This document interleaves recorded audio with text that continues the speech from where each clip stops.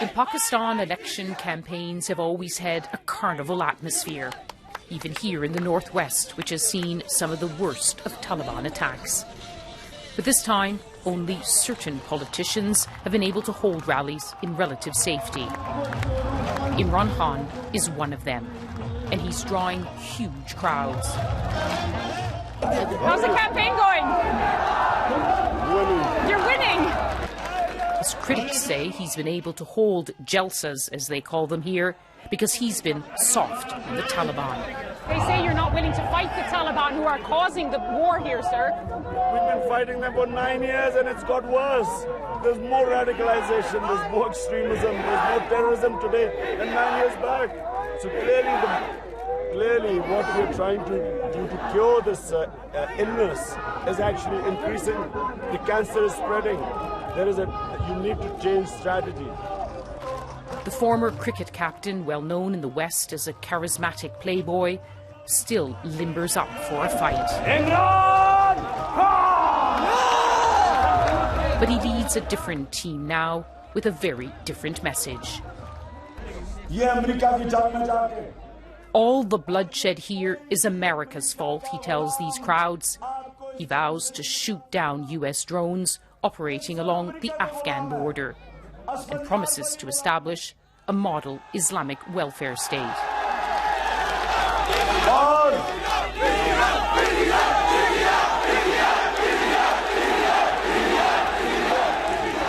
That message resonates here in one of the most conservative parts of Pakistan. Even so, like every other politician, armed guards form part of his entourage. On every stop, he takes the same message: change. Naya Pakistan. New Pakistan. As he flies across the country, the confident Khan promises to end corruption and upend the political status quo. That's striking a chord unthinkable a decade ago.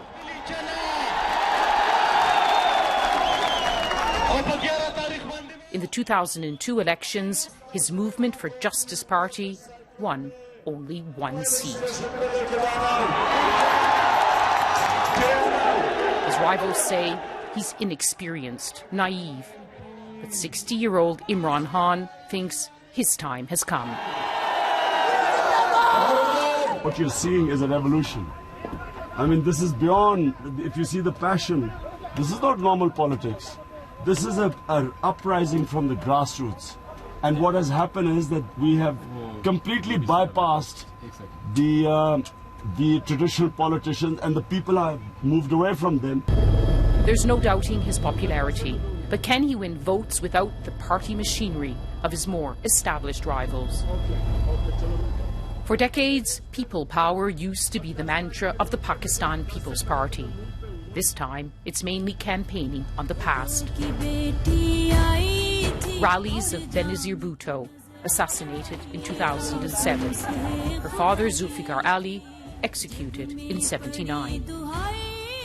In this Pakistani dynasty, her son Bilawal now heads the party which won the last elections. Taliban threats mean he's had to leave Pakistan. So he's posting video messages online from Dubai. A party with a poor record in office hasn't had much of a campaign, although traditional loyalties still hold in some areas. But Pakistan's other major political force is still taking to the road. Nawaz Sharif is a familiar face. I've been covering his election campaign since '88. Hello, Mr. Sharif. Good to see you again. Yes. How are you? Fine, good. You're back on the campaign trail. He's been Prime Minister twice, from a family of wealthy industrialists. No wonder he can afford to travel by private jet.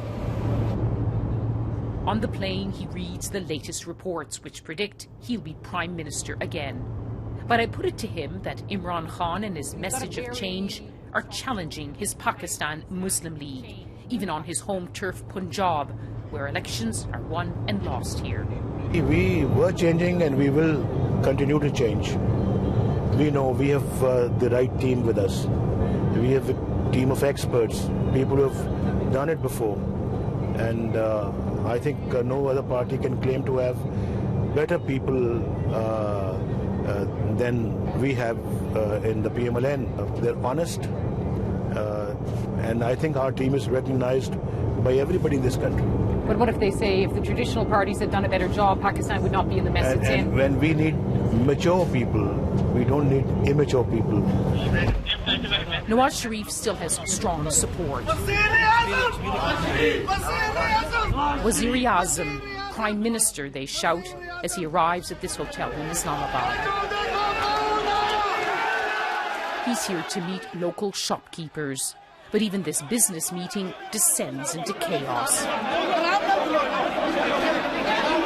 They're here because they say Nawaz Sharif is good for business.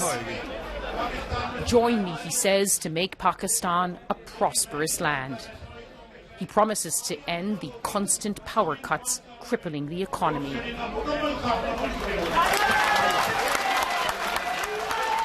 And then his favorite punchline. I play cricket too, he says, but it's not the only thing I've done. I've also made the atom bomb. Pakistan went nuclear when he was in office. He knows that line goes down well here. This contest is possibly the most unpredictable Pakistan has ever seen. Not just because of new candidates. About 40 million young Pakistanis will be eligible to vote for the first time. And they're entering the debate. I'm really excited for this. And the Pakistan is a youth-based. I mean, the majority of the population is youth. And this time we have voices raised for the empowerment of the youth and the new changes. In large parts of Pakistan, Taliban attacks on some parties are dictating the course of the campaign. They're operating with impunity. That growing strength will have to be addressed, no matter who wins. The big issue now is turnout on Saturday. Fear of attacks could keep many at home. If so, a political force which isn't on the ballot will have won the day.